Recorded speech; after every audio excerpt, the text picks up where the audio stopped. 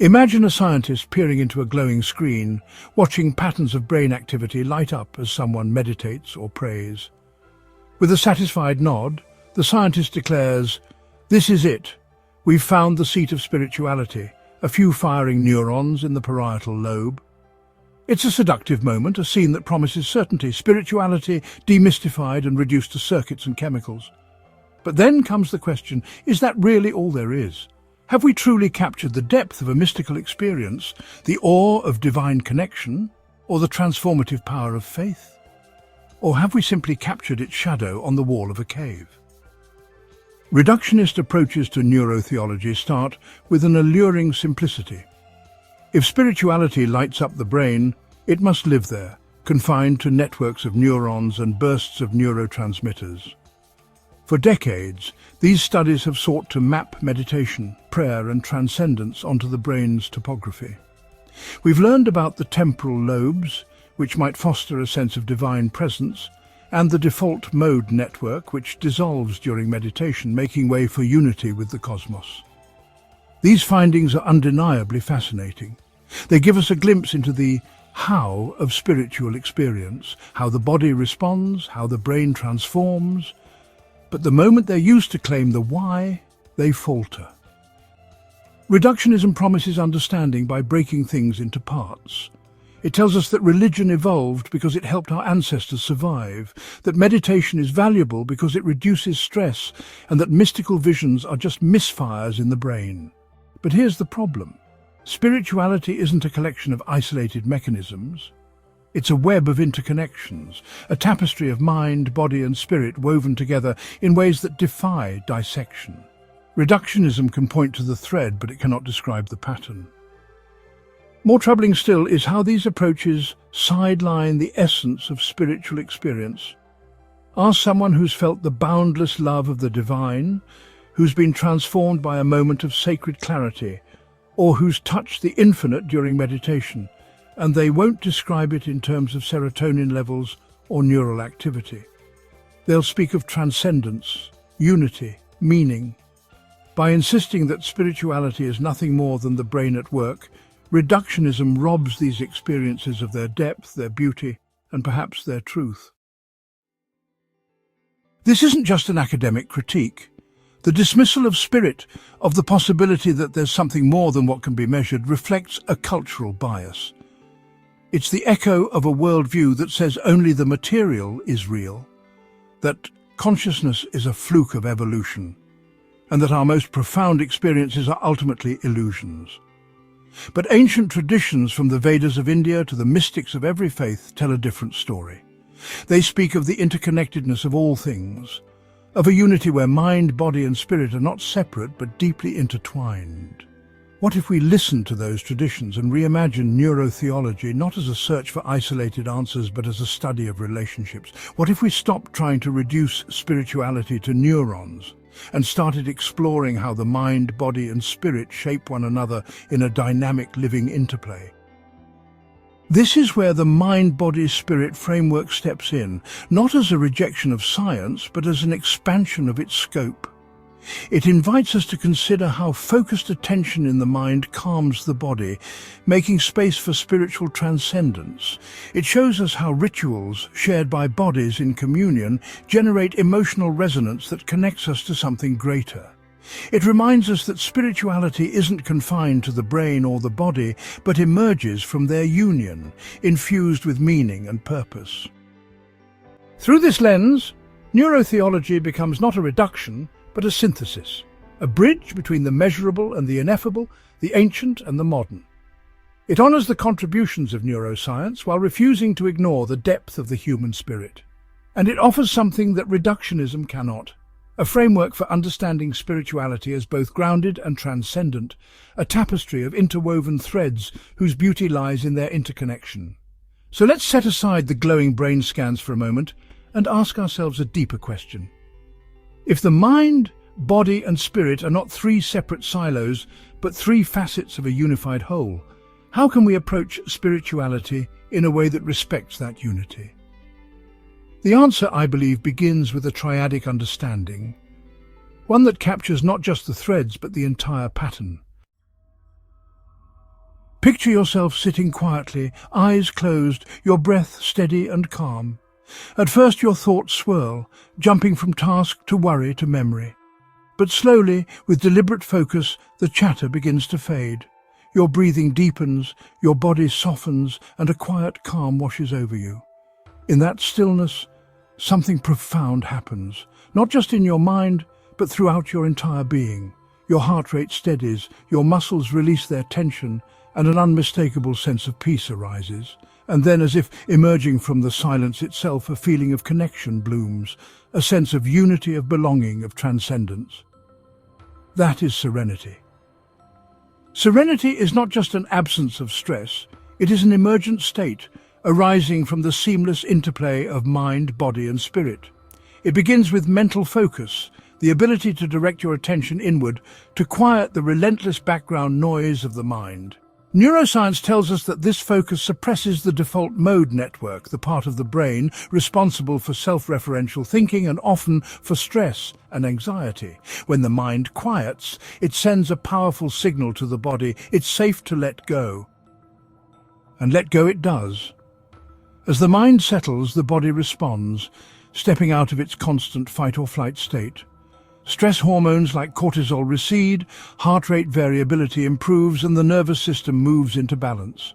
Physiological relaxation is not just a side effect, it is the body's way of creating fertile ground for the spirit to awaken. The calm body supports the focused mind, and together they prepare the way for something greater. From this foundation of focus and relaxation emerges transcendent awareness. It is here, in the stillness, that many report a profound sense of connection, whether to a higher power, the universe, or simply the present moment. This awareness is not easily measured by science, yet it is deeply felt and unmistakably real. People describe it as a sense of unity, of being part of something infinitely larger than themselves. And this experience of transcendence, in turn, deepens the cycle. The clarity it brings reinforces the mental discipline needed to stay focused. The peace it fosters sustains the body's relaxation. What makes serenity so remarkable is not just how it feels, but how it sustains itself. The focused mind quiets the body, the relaxed body opens the door to transcendence, and the transcendent awareness inspires the mind to focus anew. This interplay creates a feedback loop, a living, breathing example of how interconnected mind, body, and spirit truly are. Without focus, the body remains tense, and transcendence becomes unreachable. Without relaxation, the mind struggles to quiet itself. Without transcendence, the effort feels hollow, disconnected from any deeper meaning. Serenity is a state we can cultivate, a harmony we can consciously create. Meditation, for instance, trains the mind to focus, reducing the activity of the default mode network and calming the body's stress response. Breathwork synchronizes the rhythm of the breath with the heartbeat, coaxing the body into relaxation. Mindfulness, whether practiced through movement, prayer, or stillness, keeps us present in the moment, open to the possibilities of transcendence. But serenity is not just about techniques. It's about integration. It's about recognizing that the mind, body, and spirit are not separate compartments to be addressed in isolation, but aspects of a whole, working together in profound harmony. It is within that harmony that true peace arises. Not the fleeting calm of a quiet afternoon, but the lasting serenity that transforms how we move through the world. So when we talk about serenity, we're not talking about something abstract or unattainable. We're talking about a state of being that is deeply human and entirely accessible. It begins with a single moment of focus, it grows with the body's softening, and it blossoms in the spirit's connection to something greater. It is the stillness we find within and the infinite we discover beyond. That is the essence of serenity. Throughout human history, the act of coming together in shared spiritual practice has held profound significance. From ancient tribal rituals to the grand cathedrals of medieval Europe, from the rhythmic drumming of indigenous ceremonies to the synchronized chanting of Eastern traditions, the thread of sacred communion runs through the fabric of human culture. It is a state where individuals transcend their separateness and step into a collective experience of the divine. This state of shared spirituality does more than foster group cohesion.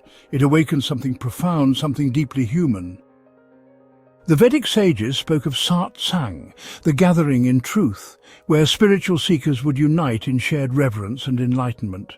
In Christian traditions, the Eucharist embodies the idea of communion, both with the divine and with one another. Indigenous practices, such as circle dances or shared ceremonies, emphasize the unity of the group and their connection to the natural and spiritual worlds. Across time and culture, sacred communion has been seen not merely as a practice, but as an essential way of being together, transcending individuality to find a greater collective purpose. This ancient understanding resonates deeply with what modern science reveals about human connection.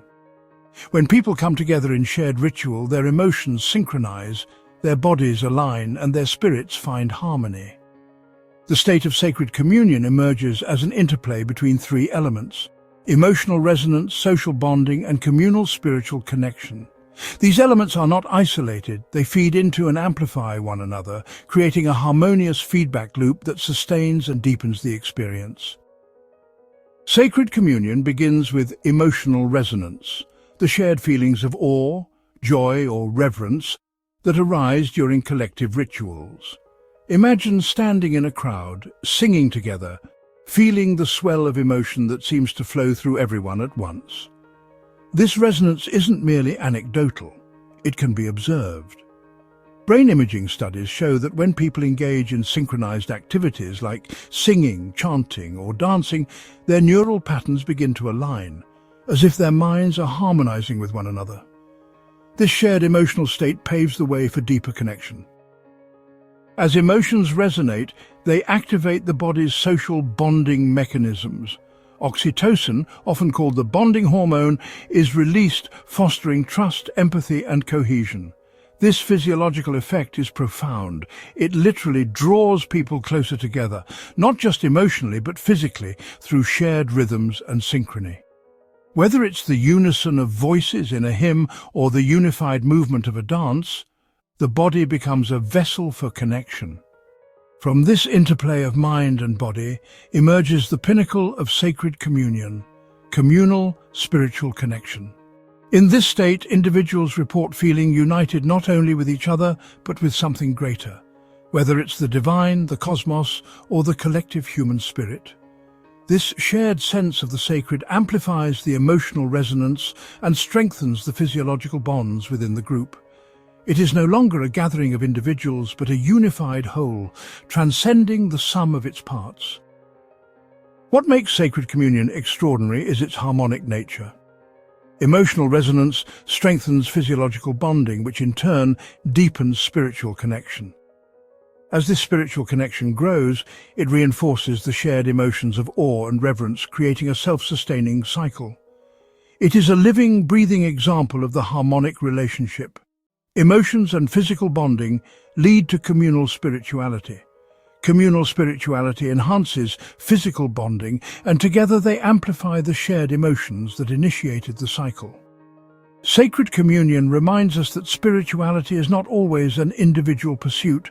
It flourishes in the spaces between us, in the shared song, the collective prayer, the ritual that transcends isolation. It shows us that our minds, our bodies, and our spirits are designed not just to connect, but to harmonize, to create something greater together than we could ever achieve alone. Techniques to cultivate sacred communion abound, both ancient and modern. Group chanting, like kirtan in Hindu practice, synchronizes breath, sound, and emotion. Communal dances, such as the whirling dervishes of Sufi mysticism, use movement to align the body with the sacred. Even secular gatherings, like mindfulness retreats or humanitarian efforts, tap into this triad by fostering shared purpose and collective meaning. These practices are not just traditions, they are technologies of connection, finely tuned to awaken the harmony of mind, body, and spirit. Sacred communion is a reminder that to be human is to belong, not in a superficial sense, but in a profound and sacred way. It calls us to come together, to resonate with one another, and to transcend the boundaries of the self in pursuit of something greater. In doing so, we honor the wisdom of our ancestors, the insights of science, and the deepest truths of our own being. From the ancient breath-focused practices of the yogic traditions to the controlled breathing techniques employed by modern mindfulness practitioners, the relationship between breath, balance, and spiritual awareness has long been a cornerstone of human understanding. Across cultures and eras, the act of intentionally controlling the breath has been recognized not just as a physical exercise, but as a profound spiritual tool, a way to harmonize mind, body, and spirit into a state of energetic convergence. In the Vedic tradition, pranayama, the practice of breath control, is described as the bridge between the physical and the subtle. The word itself, prana, meaning life force, and ayama, meaning extension or control, captures its essence, the deliberate expansion and refinement of life energy. Taoist philosophy speaks of qi as a similar vital force, cultivated through practices like qigong and tai chi. Even the Greek concept of pneuma and the Latin spiritus, both meaning breath and spirit, reflect an intrinsic understanding of breath as the thread linking the material and the transcendent. Modern science affirms what these ancient traditions have long held. Deliberate breathwork has a profound impact on both the mind and the body. It calms mental activity, regulates the autonomic nervous system, and creates the conditions for spiritual awareness. This triad, mental calm, autonomic regulation, and the flow of life energy, is what we call energetic convergence. It begins with mental calm, achieved through deliberate, focused breathing. When we control our breath, the mind shifts from a state of chaos to one of clarity. Studies show that slow, intentional breathing reduces activity in brain regions associated with anxiety and enhances attention and mindfulness. This mental stillness is not simply a side effect, it is the first step in aligning the triad. As the mind calms, the breath acts as a bridge to the autonomic nervous system, regulating the body's physiological responses. Deep, rhythmic breathing activates the parasympathetic branch of the autonomic nervous system, the body's natural rest and digest state. This is reflected in improved heart rate variability, HRV, a key marker of physiological balance and resilience. When the body achieves this balance, it creates a foundation for the spirit to awaken. From this harmonious alignment of mind and body arises the flow of life energy, the subjective experience of vitality and interconnectedness described in traditions around the world. In yoga, it is the movement of prana through the nadis or subtle energy channels. In qigong, it is the cultivation of qi, circulating through the meridians. While science cannot yet measure this flow directly, its effects are evident in personal accounts of heightened awareness, profound stillness, and a sense of unity with oneself and the universe. What sets energetic convergence apart is its convergent structure, a dynamic interplay where each element not only influences the others but aligns them into a unified state. Mental calm regulates autonomic responses and allows the flow of spiritual energy to emerge. Autonomic regulation supports mental clarity and facilitates a deeper perception of life energy. And the flow of energy itself reinforces the balance of mind and body, creating a virtuous cycle of harmony. The techniques that foster energetic convergence are as varied as they are profound. Breathwork practices like box breathing, 4-7-8 breathing, and Nadi Shodhana, alternate nostril breathing, offer simple but powerful tools to quiet the mind and balance the body. Movement-based practices like yoga and tai chi combine breath with deliberate motion, guiding energy flow and deepening the experience. Even modern biofeedback technologies, which allow individuals to monitor and adjust their HRV in real time, echo the wisdom of these ancient methods. But energetic convergence is more than a technique or a physiological state. It is a spiritual alignment.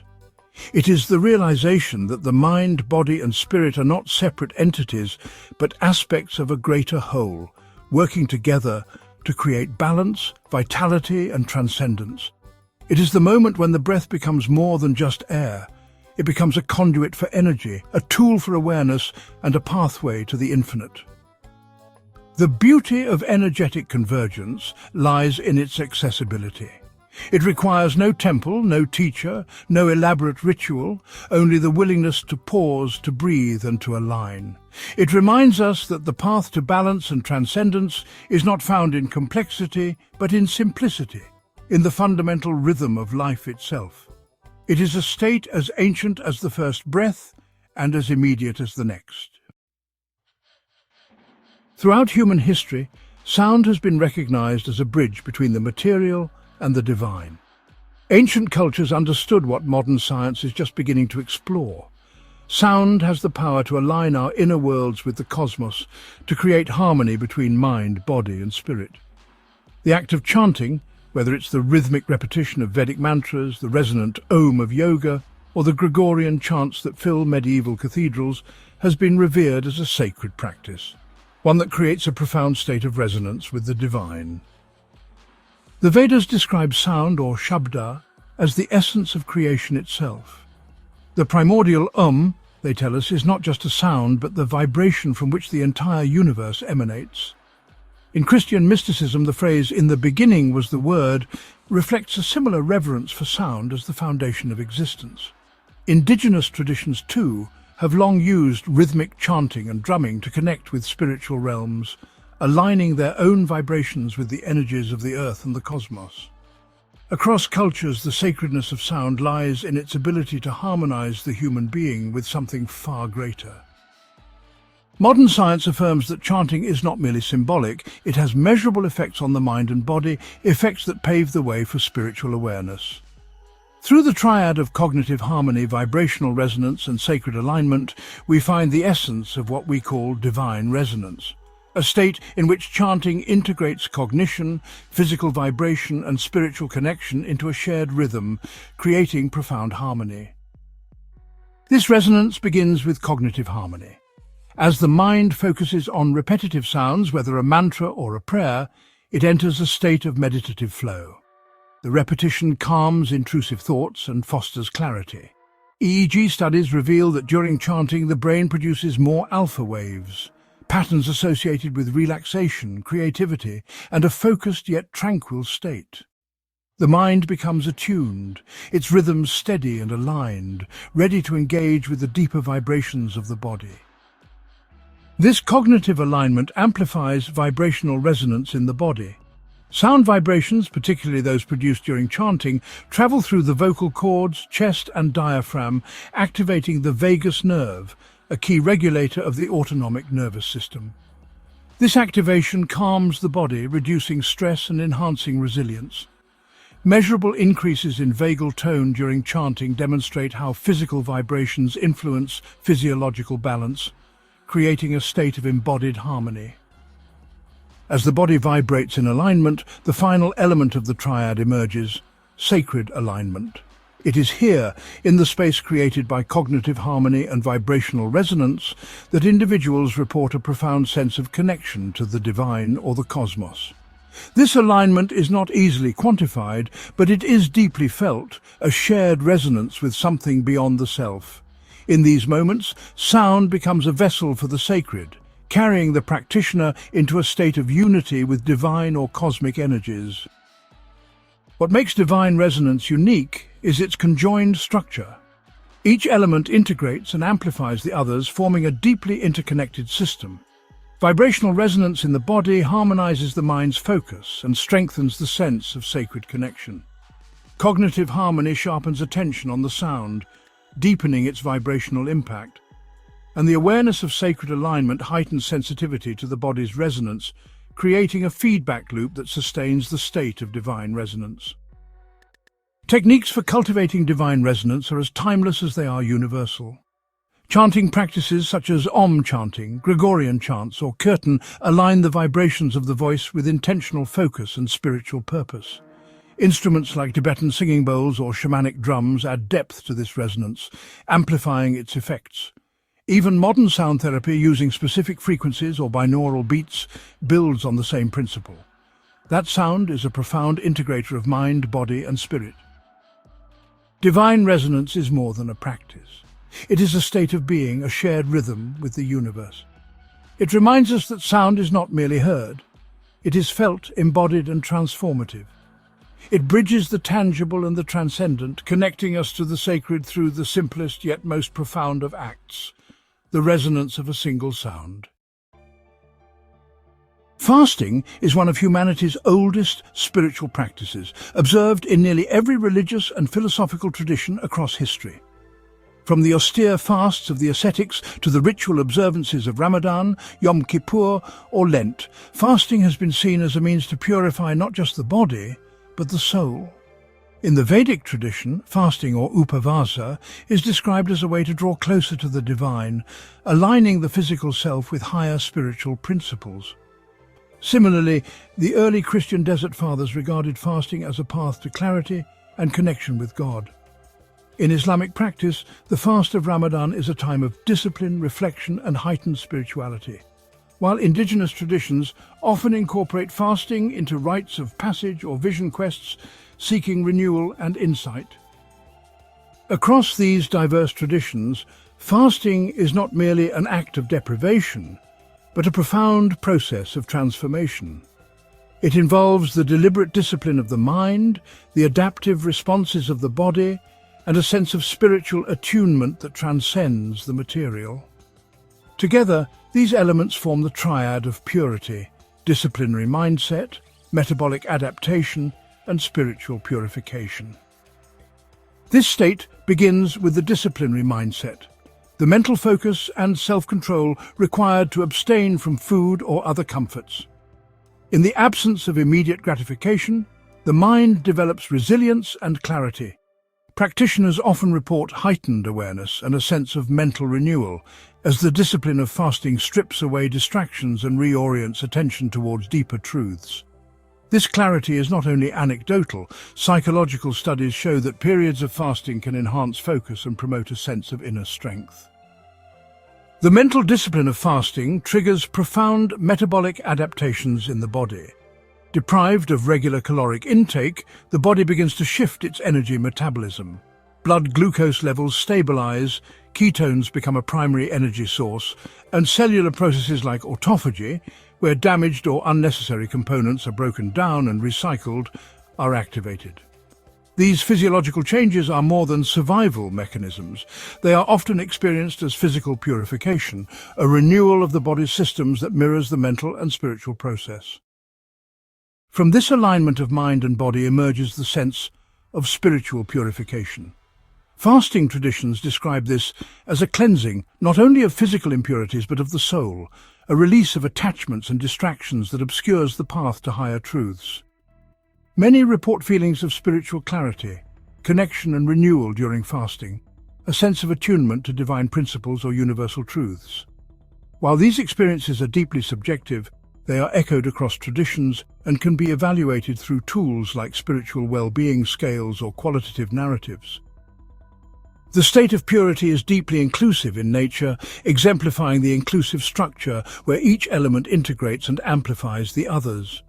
The mental discipline of fasting initiates metabolic renewal, which fosters a sense of spiritual purification. This spiritual clarity, in turn, strengthens resolve and aligns physical and mental processes with higher principles. It is a cycle of reinforcement, where the effort of fasting becomes a holistic act of transformation.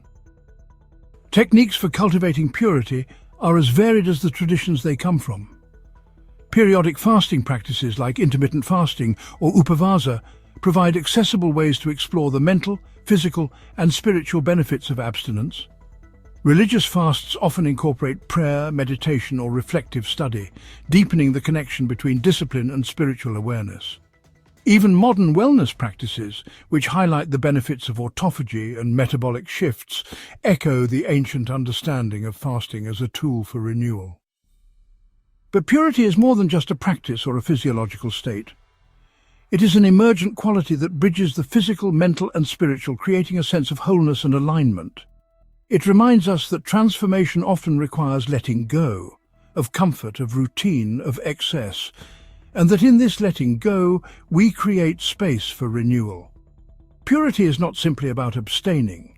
It is about embracing the clarity, resilience, and connection that emerge in the space left behind.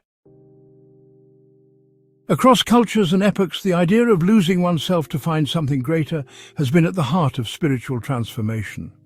From the ecstatic dances of Sufi mystics to the visions induced by indigenous plant medicines, from the meditative stillness sought by Buddhist monks to the rapturous hymns of Christian mystics, humans have sought to transcend the confines of individuality, to touch the infinite.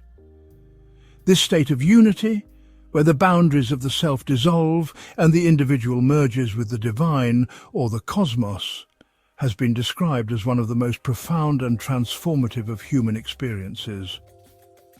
The Upanishads of ancient India capture this sense of unity with the declaration Tattvam Asi, you are that, expressing the oneness of the self with the ultimate reality. Sufi poet Rumi spoke of the self as a drop merging into the ocean, losing its separateness but gaining the infinite. In Christian mysticism, figures like Saint Teresa of Avila describe moments of union with God as ecstasies that transcend time and space. Indigenous traditions, through ceremonial use of entheogens like ayahuasca or peyote, facilitate experiences of interconnectedness with nature, ancestors, and the cosmos. Despite their diverse contexts, these traditions all point to a universal truth, that unity with the divine requires the dissolution of the ego, the surrender of the self. Modern science offers insight into the mechanisms underlying such experiences, revealing a triadic interplay of ego dissolution, neurochemical transformation, and cosmic unity. Together, these elements form the state of unity, where profound changes in the mind and body open the door to spiritual insight and transcendence. The journey to unity begins with ego dissolution, the temporary loss of the sense of self that disrupts habitual mental patterns and creates space for new perspectives. In this state, the rigid boundaries that separate me from not me blur, allowing for an expanded awareness.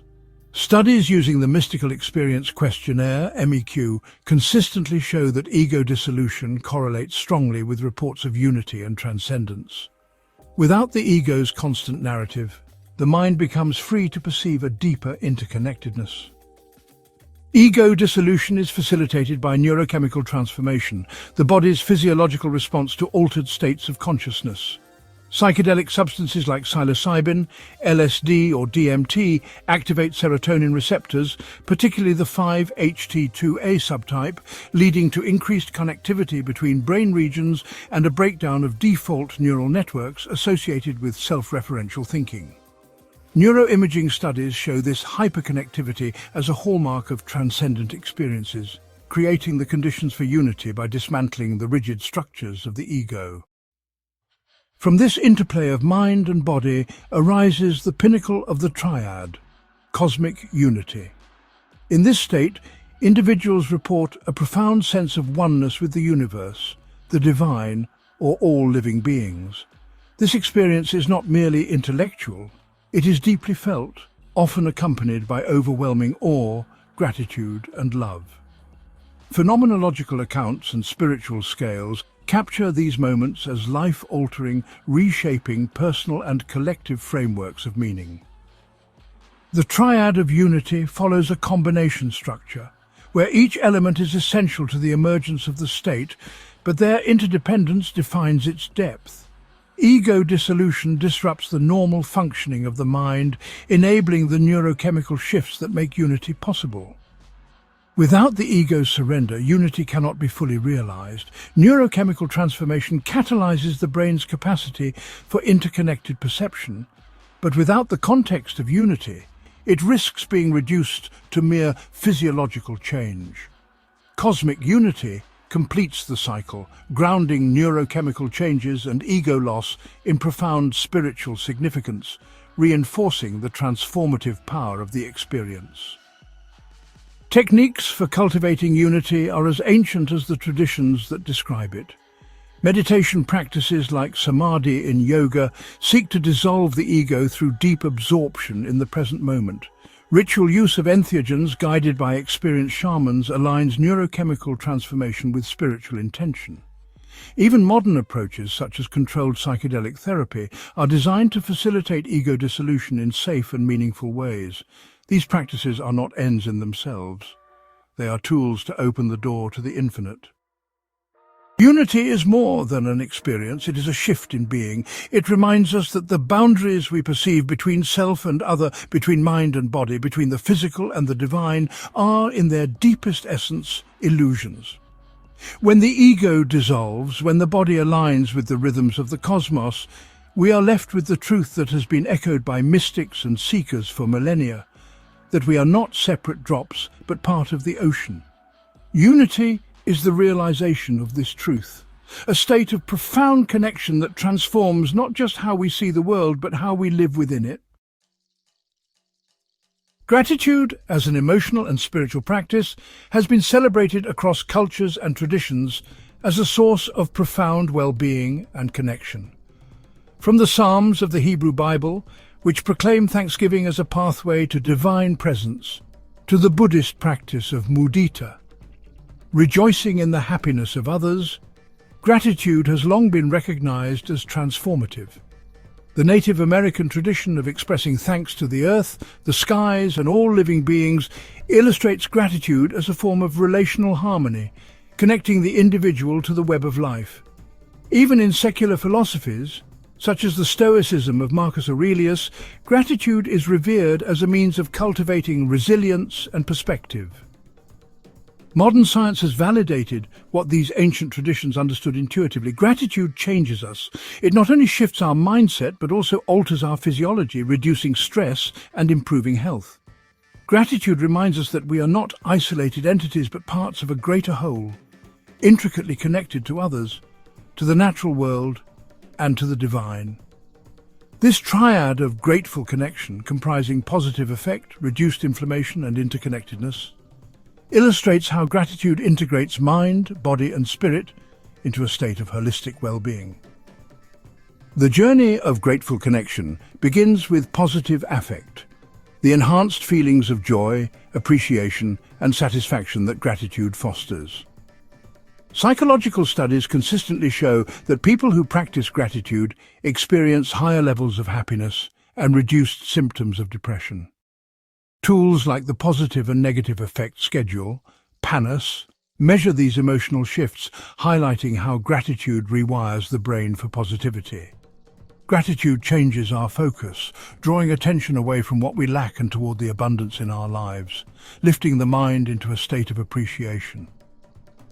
This positive mental state has profound effects on the body, manifesting as reduced inflammation. Chronic stress and negative emotions are closely linked to inflammatory responses, which are implicated in a host of physical ailments. Gratitude, by reducing stress, alleviates this inflammatory burden. Blood tests show lower levels of C-reactive protein, CRP, and other markers of inflammation in those who cultivate gratitude regularly. The body, calmed by the mind's positivity, finds balance and resilience. From the harmony of mind and body emerges the spiritual dimension of gratitude, interconnectedness. Gratitude fosters a profound sense of connection to others, to nature, and to the divine. This sense of belonging is not merely a feeling, it is a realization of our place within the greater whole. Spiritual well-being scales capture this shift, as individuals describe a deepened sense of unity, compassion, and purpose. Gratitude becomes a bridge, linking the individual to the universal. The state of grateful connection exemplifies the association structure, where the interplay of mind, body, and spirit creates a self-sustaining cycle of well-being. Positive effect and reduced inflammation support the emergence of interconnectedness, which in turn amplifies gratitude and joy, reinforcing the cycle. When gratitude aligns with spiritual awareness, it transforms the body's health and the mind's resilience into a living experience of connection. Practices for cultivating grateful connection are as accessible as they are profound. Journaling about things we are thankful for, expressing appreciation to others, and participating in communal rituals of gratitude are all ways to foster this triad. Mindfulness practices, such as meditation on gratitude, not only enhance positive affect but also deepen the sense of interconnectedness. Even modern healthcare interventions like gratitude-based cognitive therapies highlight the growing recognition of gratitude's transformative power. Grateful connection reminds us that health, happiness, and spirituality are not separate pursuits, but deeply intertwined aspects of a single reality. Gratitude, in its essence, is more than a practice. It is a way of being. It shifts our perspective, calms our body, and connects us to something greater, creating a state of balance and harmony that enriches every aspect of life. Throughout history, the pursuit of balance, within oneself, between body and mind, and between the self and the cosmos, has been central to human spirituality and wellness. Ancient systems of thought have long recognized that true harmony requires integration across all dimensions of being. Nowhere is this more evident than in the philosophy and practice of yoga, where the interplay of physical, mental, and spiritual alignment creates a state of integral balance. The Sanskrit word yoga means union, reflecting the practice's ultimate goal, the integration of body, mind, and spirit into a harmonious whole. Rooted in the Yoga Sutras of Patanjali, yoga is not simply a series of physical exercises, but a comprehensive system for achieving spiritual and psychological balance. The physical postures, or asanas, are designed to prepare the body for mental stillness and spiritual awakening, creating stability as a foundation for transcendence. In Taoist traditions, a similar principle is seen in Qigong and Tai Chi, where deliberate physical movements are aligned with breath and intention to harmonize inner energies. Across cultures, the body is recognized not as separate from spiritual practice, but as its essential vessel. Modern science confirms what these traditions have long known. The body is a gateway to the mind and spirit, and cultivating physical balance can lead to profound emotional and spiritual benefits. The triad of integral balance, comprising mental equanimity, physical balance, and union with the self, illustrates how these dimensions interconnect to create a state of holistic harmony. The journey to integral balance often begins with the body. Physical balance, achieved through practices like yoga, enhances flexibility, strength, and autonomic regulation. Asanas stretch and strengthen muscles, align posture, and improve balance, creating not only biomechanical stability, but also physiological regulation. Autonomic functions like heart rate variability, HRV, become more balanced, reflecting a calm yet responsive nervous system. This physical foundation supports the next layer of integration, the mind. From physical stability arises mental equanimity, the ability to maintain emotional stability and resilience in the face of life's challenges. Yoga's deliberate movements and synchronized breathing activate the parasympathetic nervous system, reducing stress hormones like cortisol and promoting emotional regulation. Psychological studies consistently show that regular yoga practice enhances mood, reduces anxiety, and fosters a sense of calm. The mind, like the body, becomes steady and adaptable, prepared for deeper spiritual connection.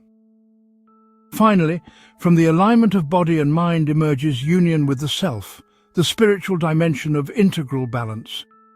In yogic philosophy, this state is described as connection with the higher self, or Atman, an awareness of one's unity with the divine or the universal consciousness.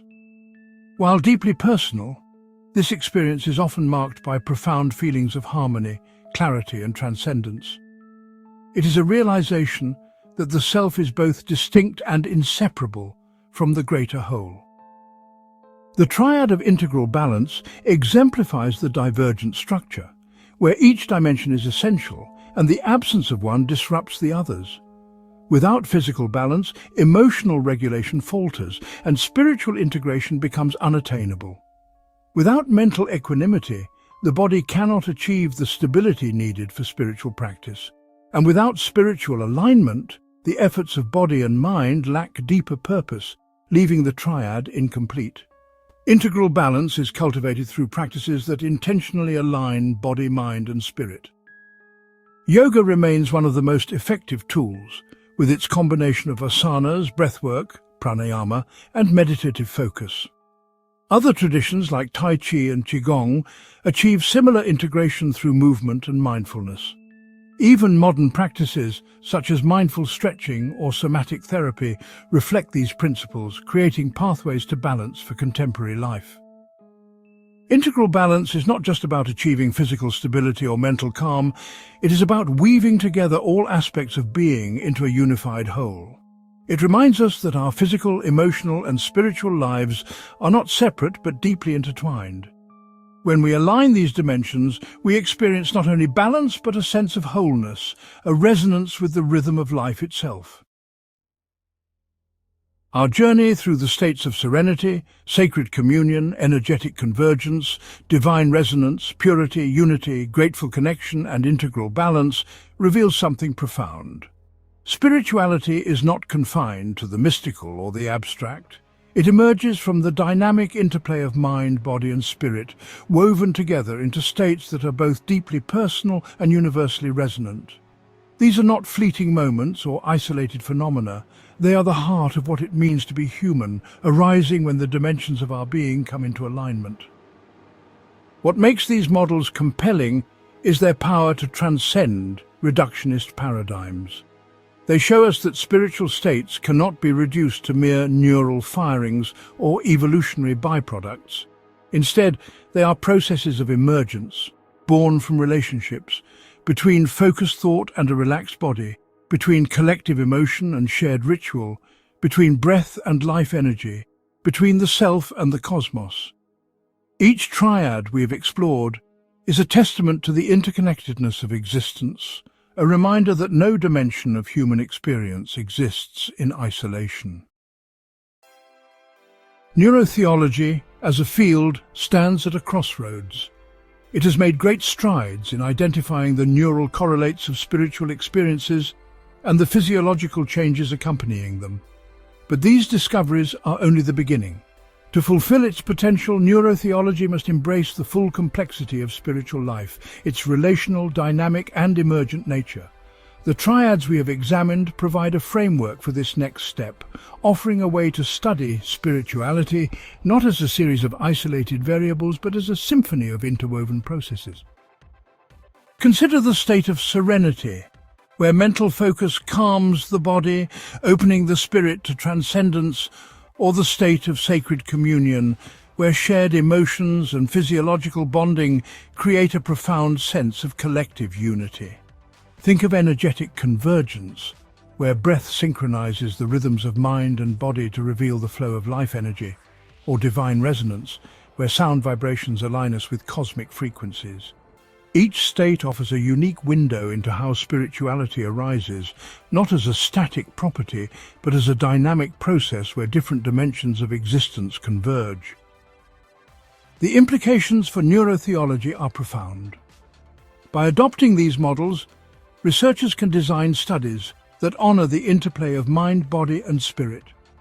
They can measure neural activity and physiological responses while listening to the lived experiences of transcendence or gratitude. They can explore how practices like meditation, fasting, or communal rituals foster long-term transformations, not just in health or cognition, but in the fundamental way we relate to ourselves, each other, and the universe. More importantly, these models invite us to rethink the purpose of studying spirituality. It is not simply about mapping where in the brain we feel awe or how rituals affect stress levels, though these are valuable questions. It is about understanding how spiritual practices cultivate harmony, how they reconnect us to a sense of wholeness in a fragmented world, and how they open doors to meaning and transcendence that science alone cannot explain. In honoring this broader vision, neurotheology can become a bridge between disciplines, between cultures, and between the measurable and the ineffable. It can draw on the wisdom of ancient traditions that have long understood the unity of mind, body, and spirit, integrating these insights with the tools of modern science to create a more comprehensive understanding of what it means to be human. This is not merely an academic pursuit. It is a calling to engage with the deepest questions of existence. As we close, let us remember that the states we have explored are not theoretical constructs. They are lived realities. They are the serenity found in stillness, the unity discovered in transcendence, the gratitude that connects us to each other, and the balance that grounds us in our bodies and lifts us toward the infinite. They remind us that spirituality is not an abstraction, but a force that shapes who we are and who we can become. In this way, neurotheology is not just about studying spirituality, it is about participating in it. It is about weaving together the threads of science, philosophy and tradition to illuminate the tapestry of human experience, and in doing so it points not just to answers but to a profound sense of wonder. And isn't that the essence of all great endeavours? Not merely to explain the world, but to deepen our connection to its mystery.